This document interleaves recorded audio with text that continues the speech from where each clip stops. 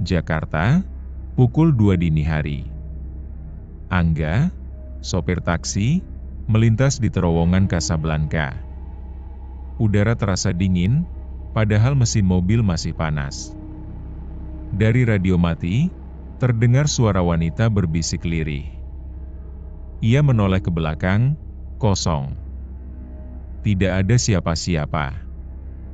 Terowongan itu dikenal angker, tapi Angga tak percaya. Sampai malam itu, lampu jalan berkedip sesaat, dan suara langkah terdengar di atap mobilnya. Ia memegang kemudi erat-erat.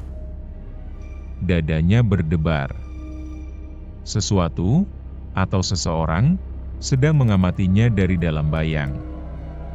Malam berikutnya, Angga mendapat penumpang wanita berjilbab putih. Wajahnya pucat, matanya sembab. Saat mobil tiba di ujung terowongan, wanita itu menghilang. Di jok, tertinggal kain kafan kecil yang basah dan berbau anyir.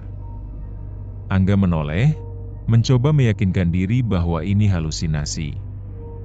Tapi spion tengah memperlihatkan bayangan yang tak seharusnya ada. Sekelebat sosok berdiri di tengah terowongan, menatap tajam ke arah mobil. Angga menceritakan pengalamannya pada sesama sopir, Bang Darto. Ternyata, Darto pernah mengalami hal serupa.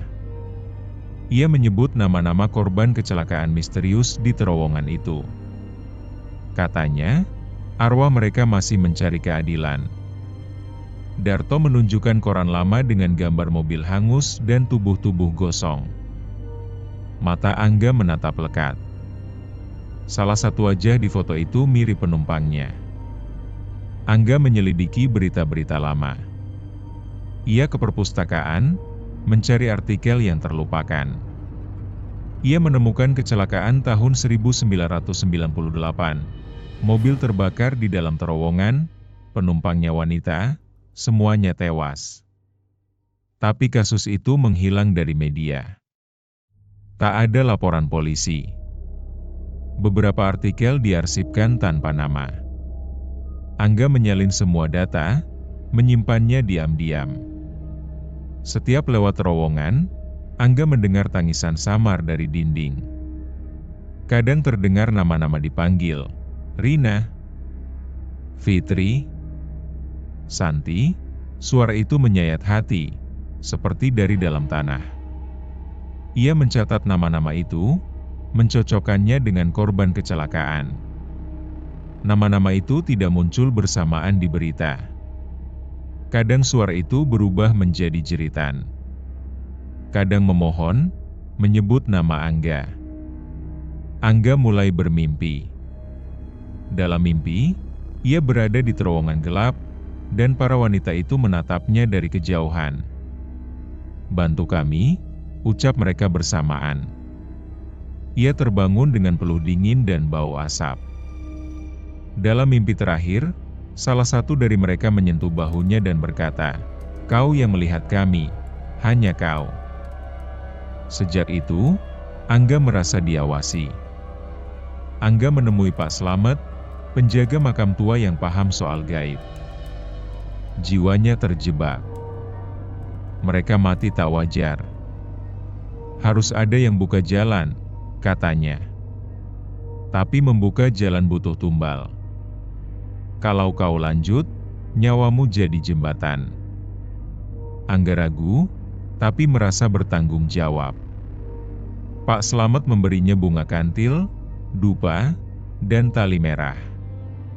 Kalau mereka muncul lagi, pakai ini. Seorang sopir ojek online tewas di terowongan. Helmnya remuk, tapi motornya utuh. Posisi tubuhnya sama seperti salah satu korban kecelakaan 1998. Angga melihat berita itu. Tubuhnya gemetar. Kematian itu tanpa saksi, tanpa suara. Warga menjauhi terowongan malam hari. Tapi Angga tahu, arwah gelisah mulai mengambil bentuk kemarahan. Angga melihat simbol aneh di kaca mobilnya, lingkaran dengan 3 garis. muncul setiap lewat terowongan. Ia coba hapus, tapi kembali lagi. Pak Slamet bilang itu panggilan roh, tanda bahwa terowongan jadi gerbang dunia. Simbol itu tanda ikatan. Kau sudah terhubung. Mereka butuh kau sebagai penuntun, katanya. Mimpi dan kenyataan mulai menyatu.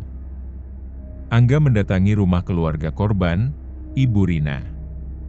Sang ibu berkata, Rina sempat menelepon sebelum kecelakaan, bilang mereka dikejar.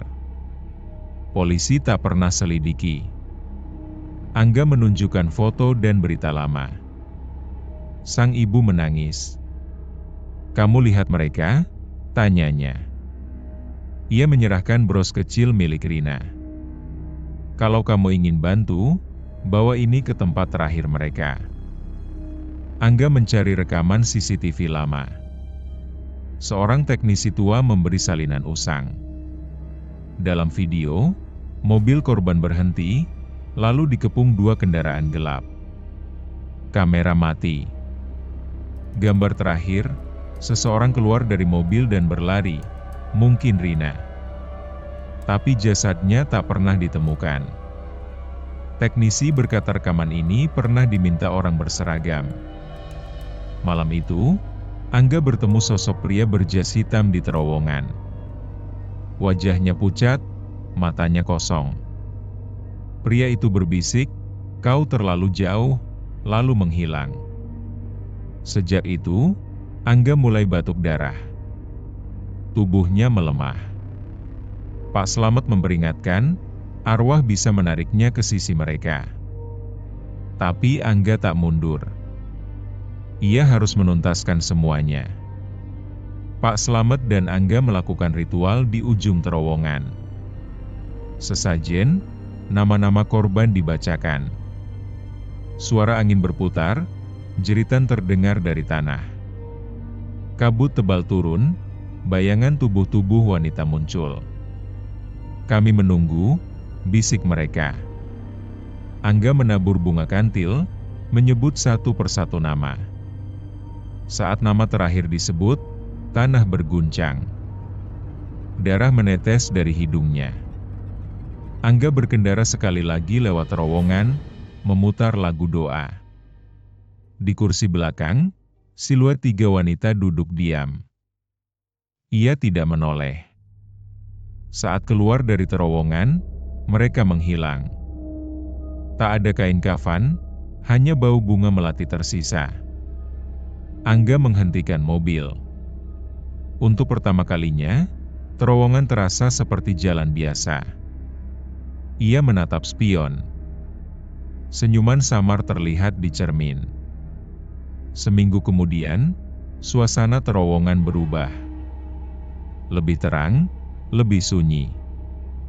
Tak ada lagi suara tangisan.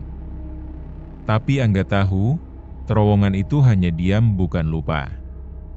Arwah telah tenang, tapi sejarahnya tertulis di aspal dingin. Di dinding terowongan, tertulis kecil, mereka sudah pulang. Kini, setiap pengemudi melintas lebih hormat. Terowongan Casablanca tetap berdiri, saksi dari kisah yang nyaris hilang di telan malam.